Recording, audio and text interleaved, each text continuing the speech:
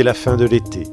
Sous le soleil, le cycle de la vigne entre dans sa phase finale avec les vendanges. Mais avant tout, il reste un préalable qui ne laisse rien au hasard.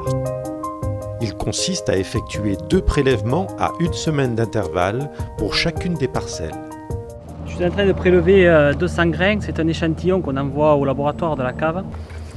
Et on essaye de prendre une rangée à peu près au hasard, et une fois d'un côté de la rangée, une fois de l'autre côté, en haut, en bas. Voilà, il faut que l'échantillon soit bien représentatif de la parcelle.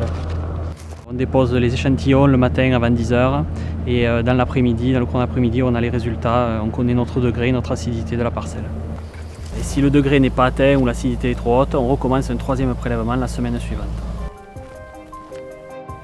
Au laboratoire de la cave de Villeseclande, les références des prélèvements sont enregistrées. Propriétaire, numéro de parcelle, cépage. Le jus des grains est ensuite extrait et analysé. Si les niveaux de concentration en sucre et d'acidité correspondent aux critères imposés par l'œnologue, alors les vendanges sont déclenchées.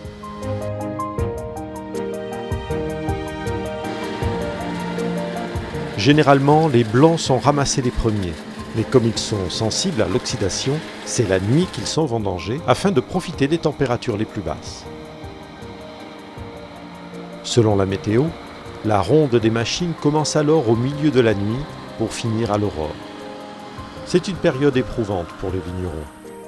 Groupés en coopératives, ils parviennent à se répartir le travail, conduire la machine à vendanger, assurer la rotation des bennes.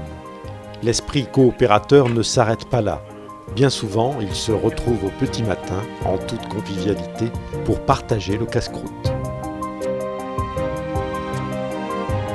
Sur tout le territoire de la coopérative, l'activité est intense pendant un bon mois et demi, de début septembre à mi-octobre. C'est une période cruciale pour chaque vigneron, qui voit le travail d'une année s'accomplir durant ces quelques jours. L'angoisse de l'incertitude météorologique a joué sur les nerfs pendant de longs mois. La pluviométrie, l'ensoleillement ont été jusqu'au bout des facteurs clés de la qualité et du volume de la vendange, et par-delà, de sa rémunération.